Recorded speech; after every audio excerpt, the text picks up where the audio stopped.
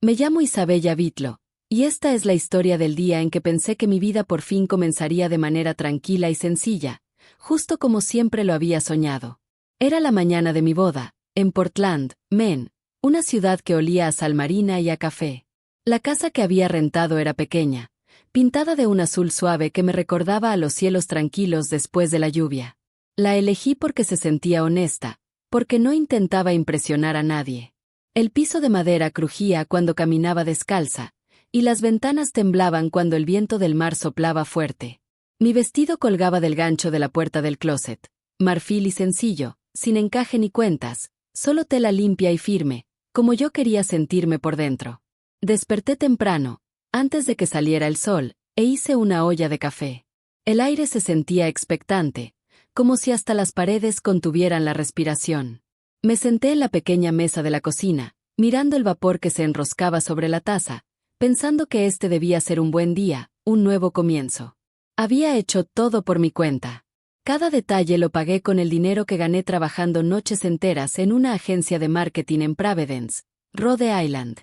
Mi prometido, Jasper Rowan, seguía en casa de su amigo, al otro lado de la ciudad, preparándose para la ceremonia.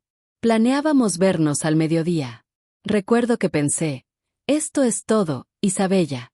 Lo lograste. Estás aquí. Entonces mi teléfono vibró una vez, 2 veces, y luego otra. Lo tomé sin preocupación. Pensé que sería Jasper preguntando si quería que trajera flores, o quizá Nia, mi dama de honor, confirmando la hora. Pero al ver el nombre en la pantalla, el estómago se me torció. Era mi hermana, Elise. Su mensaje llegó en frases cortas y frías. Nadie de la familia irá a tu boda inútil. Nos vamos de viaje a Hawái. Por un segundo pensé que era una broma. Parpadeé, esperando el remate que nunca llegó. Antes de poder escribir algo, apareció una nueva notificación, un mensaje de voz de mi madre. Lo reproduje con el pulgar temblando. Su voz sonaba suave pero filosa, cada sílaba como un pequeño corte. Quédate sola, Isabella. Tu mente sanará. Las palabras me golpearon más de lo que imaginé. Sabía desde hace años que me veían diferente, demasiado seria, demasiado práctica, demasiado reacia a financiar sus caprichos. Pero decir eso justo hoy, el día de mi boda, era crueldad disfrazada de consejo. El pecho me ardía. Sin pensar, escribí. Ahora ustedes dormirán en la calle sin mi dinero. Presioné enviar y arrojé el teléfono sobre la mesa. Una parte de mí se arrepintió de inmediato. Otra parte, no. En segundos comenzaron a llegar las respuestas. Emojis de risa, uno tras otro, como una burla. No fueron las palabras lo que dolió, sino el eco de esa risa en mi cabeza, la de tantos años. Puse el teléfono boca abajo y miré alrededor de la pequeña cocina. El refrigerador zumbaba suavemente, y en su puerta había un imán que decía América en letras rojas. Lo había comprado en una tienda de recuerdos en Boston, años atrás, después de mi primer viaje sola. Encima del fregadero, un pequeño estante de madera sostenía una postal antigua de una calle europea con la palabra Europe escrita en letras doradas. Me gustaba tener ambas ahí, América y Europe, como si fueran 2 esquinas del mundo sosteniendo mi vida. Una era donde estaba parada. La otra, donde aún soñaba estar. Pero hoy no se trataba de viajar. Hoy se trataba de elegir mi propio suelo. Caminé por la casa tocando todo, como si cada cosa pudiera anclarme. La pintura descarapelada del marco de la puerta, la alfombra suave que compré en oferta por $38, el leve olor a sal y jabón en el aire. El mundo afuera estaba gris, ese gris que puede significar paz o tormenta, y no estaba segura en cuál de las dos me encontraba. Me repetí que seguiría adelante. Con familia o sin ella, con invitados o sin ellos, igual me casaría. Seguiría caminando por ese pasillo, aunque fueran solo 10 pasos en un salón rentado, porque por una vez quería hacer algo por mí, no por ellos. Volví a tomar el teléfono. 23 mensajes perdidos, todos de Elise y mi madre. Uno de mi tío, a quien no escuchaba desde hacía años. Tienen razón, Isabella. Tal vez deberías pensarlo bien.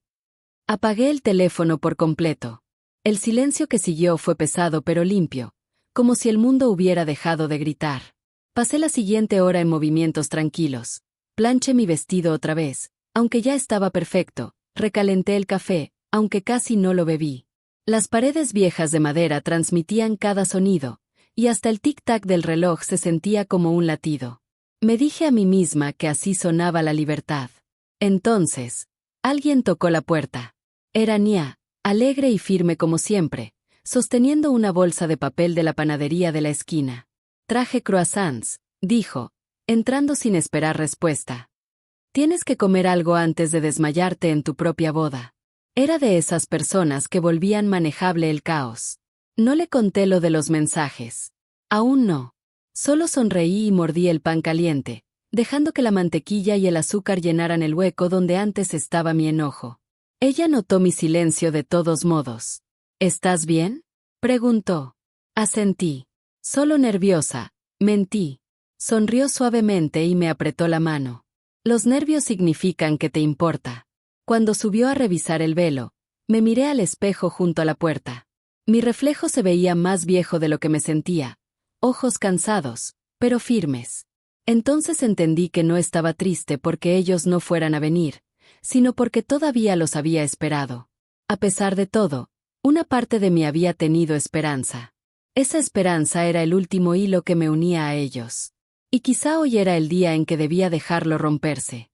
Encendí el teléfono una vez más, solo para asegurarme, y vi una avalancha de notificaciones. 256 llamadas perdidas.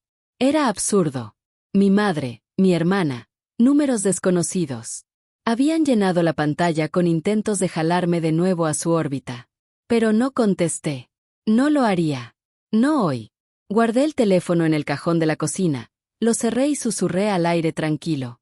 Déjalo descansar. Cuando por fin salí, el viento levantó ligeramente mi velo, como una pequeña bendición. El mundo olía a sal y a posibilidad.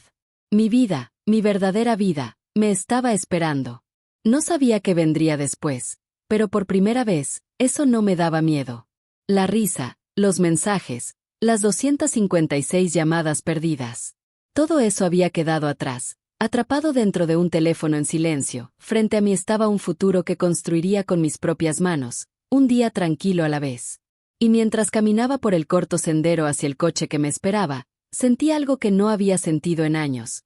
Una paz que no pedía permiso. El día de la boda amaneció frío y plateado. El aire del puerto en Portland, Maine, olía a sal y a metal, ese tipo de aroma cortante que te despierta aunque casi no hayas dormido. Recuerdo estar de pie junto a la ventana de mi pequeña casa rentada, mirando la calle donde la neblina temprana se reunía entre los autos estacionados. Mi vestido colgaba detrás de mí, y mis manos temblaban, no de miedo, sino por una especie de electricidad profunda, como si mi vida estuviera a punto de reescribirse. A las 10 en punto llegó Nia Ale. Entró como siempre, radiante, cargando una bolsa llena de pasadores y barras de granola. «Te ves tranquila», dijo, dejando todo sobre la barra. «Demasiado tranquila. ¿Acaso planeas escaparte en secreto?». Reí, aunque el sonido me salió suave e irregular. «No, Nia. Ya corrí lo suficiente». Empezó a rizarme el cabello mientras tarareaba una canción. Pop vieja. La observé en el espejo y pensé lo bien que se sentía tener a alguien que no convertía todo en un intercambio. Estaba ahí porque quería estar, no porque me debiera algo ni porque esperara nada a cambio. Cuando terminamos, dio un paso atrás y me sonrió a través del espejo. «Te ves como tú misma», dijo. En el mejor sentido. Sus palabras se asentaron en mí como calor en el aire frío. Al mediodía llegó el coche. El amigo de Jasper, Damon Cole, que además era reverendo, nos llevó al pequeño salón cerca del puerto. El edificio era un antiguo cobertizo para botes, pintado de blanco, con ventanas altas que daban al mar. Adentro, una docena de sillas estaban ordenadas en filas limpias, y sobre una mesa pequeña había un florero con tulipanes amarillos que Jasper había comprado en un puesto al borde del camino por $14. La luz que entraba por los cristales hacía que el cuarto brillara con un tono dorado suave. Cuando entré, Jasper ya estaba ahí, esperando junto a la ventana. Se volteó cuando oyó abrir la puerta. Por un instante, todo el lugar pareció detenerse. Se veía sencillo, honesto, traje oscuro, sin corbata, el cabello un poco despeinado. Cuando sonrió, no fue esa sonrisa de película, Fue una sonrisa tranquila, firme, que decía, estoy aquí. Me quedé. No hicimos discursos grandiosos. Damon, de pie detrás de un pequeño atril, aclaró la garganta y dijo, estamos aquí para presenciar la unión de dos personas que se eligieron con los ojos abiertos. No era poético, pero era real, y eso me bastaba. A nuestro alrededor estaban 12 personas. Amigos, no familia. Ruthie Hart, mi antigua vecina de Providence, había manejado 6 horas solo para estar ahí. Me guiñó un ojo cuando caminé por el corto pasillo. Miguel Sanus, el panadero que siempre me guardaba el último rol de canela por $2, trajo una caja de cartón atada con un cordel. Sustituto de pastel de boda, susurró con una sonrisa. Quise abrazarlos a todos. Aún así, entre los silencios, pensé en mi teléfono. Lo había dejado apagado en la bolsa de Nia, pero el fantasma de él me seguía. Podía sentir el peso de esas 256 llamadas perdidas, el filo de la voz de mi madre, la risa amarga de mi hermana. Pensé en cada $1 que les había enviado a lo largo de los años. 200 para la luz, 650 para arreglar el coche de Elise, 1400 cuando mi madre dijo que el techo tenía goteras. Cada transferencia había sido como una curita sobre una herida que nunca sanaba. Damon nos pidió decir los votos. Yo los había escrito la noche anterior, en el silencio de la cocina, con solo el zumbido del refrigerador acompañándome. Las palabras regresaron ahora, claras y tranquilas. Elijo una vida sin gritos. Elijo la honestidad sobre el orgullo. Elijo un hogar tranquilo y una voz amable. Elijo el presente, no el pasado. Cuando terminé, Jasper apretó mis manos. Sus ojos estaban brillantes, pero firmes. Isabella, dijo, te prometo una casa donde las puertas no se azoten.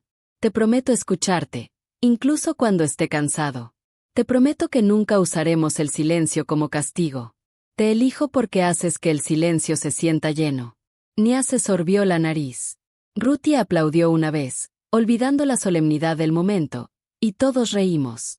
Cuando Damon nos declaró marido y mujer, el sonido del mar entró por la puerta abierta, suave y rítmico. Firmamos los papeles sobre una mesa tambaleante que olía ligeramente a barniz. Jasper me besó la mejilla, y en ese segundo el mundo volvió a tener espacio para mí. Afuera, el viento había aumentado. Las banderas del puerto ondeaban como aves inquietas. Decidimos caminar las pocas cuadras hasta el restaurante donde tendríamos nuestra pequeña recepción, un lugar de techo bajo llamado Ellen's Harbour Grill, cuyo dueño conocía a Jasper por sus trabajos de reparación de botes. El letrero parpadeaba entre Ellen's y solo LS porque una bombilla estaba fundida, y a mí me encantaba esa imperfección. Nos sentamos en una cabina de la esquina, bajo un mapa enmarcado de Nueva Inglaterra, y pedí sopa de tomate con sándwich de queso. Jasper pidió clam chowder. La cuenta fue de $41, y él pagó en efectivo, deslizando los billetes bajo el salero. La mesera, una mujer mayor llamada Georgia, sonrió al ver mi vestido. ¿Recién casados?, preguntó. Asentimos. Felicidades, cariño. Elegiste a un buen hombre. Siempre deja buena propina. Jasper rió y dejó $5 más sobre la mesa. La sopa estaba espesa y caliente. No me di cuenta de cuánto hambre tenía hasta que terminé la mitad. Cada cucharada se sentía como algo estable después de la tormenta. A la mitad de la comida, Nia deslizó mi bolso sobre la mesa. Quizá quieras revisar esto, dijo suavemente. Dudé, pero saqué el teléfono. Cuando lo encendí, la pantalla se iluminó como un fuego artificial. Mensajes, llamadas perdidas, buzones de voz. El nombre de mi hermana apareció primero. Y Liz. Contesta. Es urgente. Luego uno de mi madre. Responde ahora. El corazón me latía rápido. Pude haberlos abierto, haber dejado entrar su drama otra vez. Pero no lo hice. Miré a Jasper, su rostro tranquilo, su paciencia silenciosa. Lo atenderé mañana, dije, guardando el teléfono en la bolsa. No hoy, asintió él. Bien, dijo simplemente, y volvió a su sopa. Después del almuerzo, caminamos por el malecón. El cielo se había vuelto azul pálido y algunas gaviotas volaban bajo sobre los muelles. Mi velo se soltó con el viento, ondeando como una bandera de rendición, pero no hacia ellos, sino hacia la paz misma. Jasper tomó mi mano, y pasamos junto a un músico callejero que tocaba la armónica. Dejé un billete de 5 en su estuche abierto y él sonrió sin dejar de tocar. Esa noche nos quedamos en una pequeña posada en la calle Cuarta, en una habitación con vista al puerto. La cama crujía y el calentador traqueteaba como un viejo amigo, pero era perfecto. Me quedé junto a la ventana mientras Jasper desempacaba el pastel que Miguel nos había dado. Las luces de la ciudad brillaban sobre el agua, y por un momento pensé en mi familia, ¿dónde estarían? ¿Qué dirían? Luego lo solté. ¿Vienes? Me llamó Jasper desde la mesa. Me giré. Tenía 2 tenedores en las manos y una sonrisa que le llegaba hasta los ojos. Sí, dije caminando hacia él. Estoy aquí. Y por primera vez en mi vida, esa frase se sintió completamente verdadera. Dirección de Chester, ¿verdad? Asentí. Él se quitó el sombrero, inclinando apenas la cabeza, y se fue. Llevé el sobre adentro y me senté en el piso de la cocina para abrirlo. Adentro había fotografías, docenas de ellas, viejas y un poco dobladas por las orillas. Una era mía, de cuando tenía 6 años, con un abrigo rojo y una bola de nieve en la mano. Otra mostraba a Elise, más chica que yo, sonriendo con un huequito donde le faltaba el diente de enfrente. Y otra era de mi madre, Ruth Beat, parada frente a la estufa de nuestra antigua casa, con el cabello recogido y revolviendo una olla. Verla me apretó la garganta.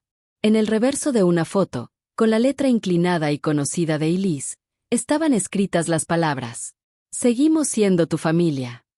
No recuerdo cuánto tiempo me quedé ahí sentada. Tal vez 1 hora, tal vez más. Lloré en silencio, ese tipo de llanto que no hace ruido, porque el amor, el verdadero amor, nunca debería ser una factura.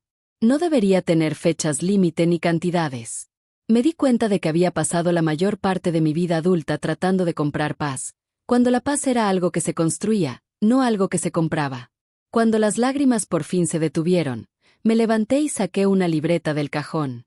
En la parte de arriba escribí, con letras grandes, presupuesto. Debajo, anoté, hipoteca, servicios, comida, ahorros. Y hasta el final, una última línea. No más dinero para la gente que me lastimó. La subrayé 2 veces. Esa noche, pegué la nota en el corcho junto al refrigerador. A su lado coloqué las 2 postales que había cargado de casa en casa. Una decía América en letras rojas, y la otra, más vieja, decía Europe en dorado desvanecido. Me gustaba imaginar que eran puntos cardinales, norte y oeste, guiándome hacia algo estable. Los días comenzaron a tomar ritmo. Por las mañanas, la casa olía a café y limpiador de limón. Jasper salía temprano hacia su trabajo en el taller de reparación de botes, allá por la orilla de la ciudad, donde arreglaban lanchas para los lagos de montaña. Yo pasaba las tardes acomodando libros, escuchando el murmullo tranquilo de las conversaciones. Por las noches, nos sentábamos en el porche pequeño, bajo la luz colgante, a veces con música, a veces solo con el silencio. Aún así, algunas noches el teléfono sonaba. Números desconocidos. Miraba la pantalla iluminada sobre la barra y sentía como aquella vieja punzada regresaba. Pero nunca contesté. Cada vez que lo dejaba sonar, perdía un poco más de poder sobre mí.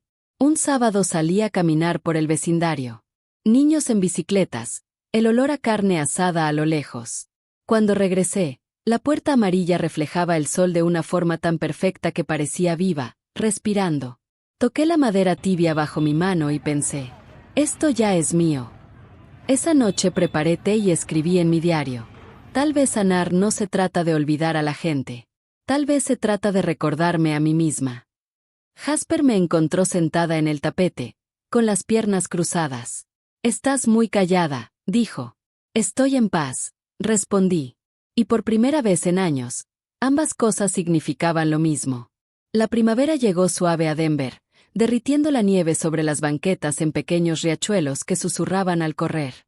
Los árboles frente a nuestra puerta amarilla desplegaron sus primeras hojas, pálidas y temblorosas, y cada mañana me despertaba un poco más temprano solo para ver la luz deslizarse por la pared de la cocina. Habían pasado 6 meses desde la boda, y la paz por fin empezaba a sentirse como algo que podía sostener con las manos. Una mañana preparé café en la taza descascarada de $6 que había comprado en la avenida Colfax, y me senté a la mesa con el teléfono frente a mí. La pantalla negra me devolvía el reflejo, llena de nombres que había estado evitando. Y Liz, mamá, incluso el tío Henry, quien jamás llamaba a menos que alguien necesitara dinero. Había docenas de mensajes esperando, súplicas, exigencias, culpa entretejida en cada palabra. Leí las primeras líneas y me detuve. Eran siempre iguales. Ayúdanos. Isabella. Nos debes esto. La familia no ignora a la familia. Esta vez no lloré. Solo empecé a escribir. Los escuché. Recuerdo el día de la boda. Recuerdo las 256 llamadas perdidas. Recuerdo cómo se rieron cuando dije que dejaría de pagar. Ya terminé. No soy una cartera. Soy una persona.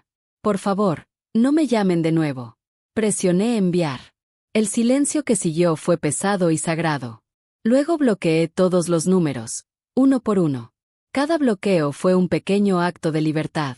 Cambié el tono de llamada por uno suave, como el tintineo de un vaso mecido por el viento. Esa tarde, Jasper y yo pintamos la sala. El color se llamaba arena suave, y solo el nombre me hizo suspirar. El olor a pintura llenaba la casa mientras la luz del sol se filtraba por las cortinas en líneas doradas. Nuestra amiga Laurel Green, de la biblioteca, pasó con un helecho en una maceta de barro, todavía con la etiqueta del precio, 18 pesos. Se rió cuando se la señalé. Algunos traen vino, dijo. Yo traigo recibos. Cenamos sándwiches de queso a la plancha en el piso, con los platos sobre las latas de pintura. La casa se veía diferente. Más cálida, más segura. Cuando Laurel se fue, Jasper se quedó junto a mí, mirando la pared recién pintada. Se siente nueva, dijo. Lo es, respondí. Hablamos de cosas pequeñas que queríamos hacer. Colocar repisas, plantar hierbas en el jardín, quizá manejar un fin de semana hasta Santa Fe para ver los mercados de arte. Nada grandioso, solo planes simples que sonaban a paz. Esa noche no pude dormir. Caminé por la casa en silencio, tocando la pared fría, la puerta amarilla, el borde de la mesa.